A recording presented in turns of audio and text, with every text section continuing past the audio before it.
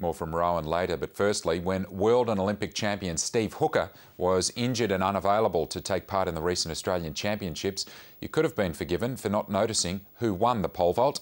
But a closer study of the man who did vault the highest reveals an intriguing rising star. Joel Pocklington is a daredevil and an amateur stuntsman and a pianist. He's an unusual pole vaulter because he's short and not as muscular as the world's best, but he might just be their equal when it comes to skill and courage. Introducing Joel Pocklington. People say, can you fly? That wasn't flying, that was falling with style. Well, one of us had the idea that it'd be kind of amusing to buy some $5 op shop suits and jump off the cliff.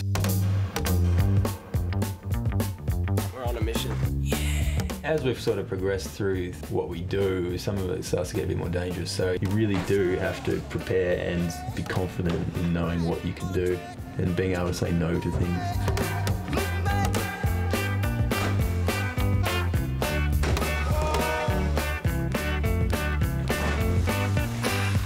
No, we can't fly, but we can fall with style. Chuck some suits on and look good while you're falling.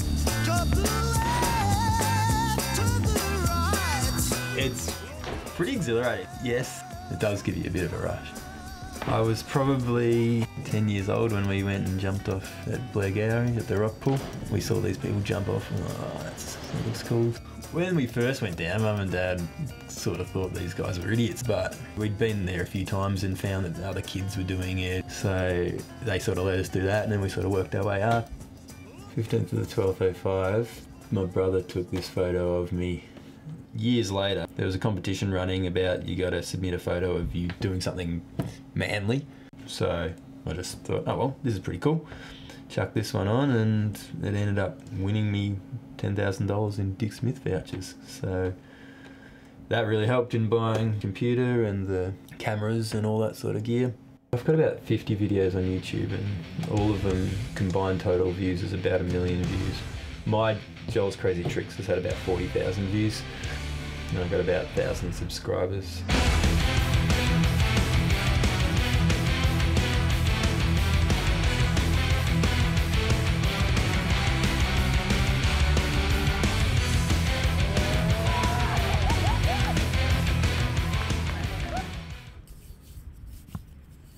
The gymnastic side of pole vault is probably the easiest thing that I find. But we do push ourselves, you know, running training's often pretty hard during the winter months and you're pushing yourself with weights and all that sort of thing.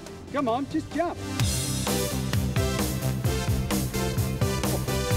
There's a lot of different factors that can influence how you jump. So you got to balance your run-up speed, how far out your run-up is, where you're taking off from, what the stands are like and what the pole's doing. It's a gymnastic event for people who can run quite quickly. You have to be very strong and you have to be strong relative to your weight. So it's all about power to weight ratio. He is incredibly skilled at pole vault. He's as skilled as just about anybody in the world in terms of what he does and what he can get out of his body. Incredible aerial awareness. The problem is that he's not quite tall enough and he's not quite fast enough. And he's also had quite a series of injuries which has prevented him from doing enough sort of running training to be able to improve his speed enough to get to a super elite level. There is a Russian guy who's a bit shorter than him and a bit slower and he's jumped 5.75 and he placed at the World Championships.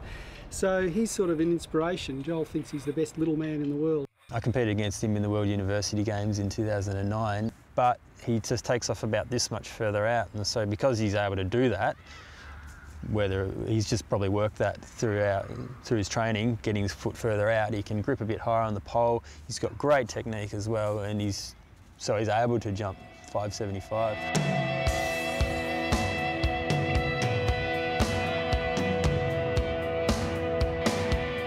The day of the Nationals, it was dark and cold, so it was in Melbourne in April, so it's not going to be the best conditions anyway. It can affect how you jump just because you're not as warm and limber. So Steve Hooker wasn't competing this year in the Australian Champs, so they left the field wide open. I was lucky enough to have a few first round clearances and Ended up just scraping over 5'10", so I was just extremely happy to win the Australian Championship. It's the first time I've done that. You know it's going to be a good jump as soon as you take off. It feels pretty good. Everything just happens a lot more smoothly. You're not jerked off the ground. You take off really confidently and the pole's rolling through and you're feeling yourself go up. And when you just sort of, at the top end, you sort of snake over a bar that's right up at your best, it's a pretty good feeling to know that you've just sort of cleared that bar.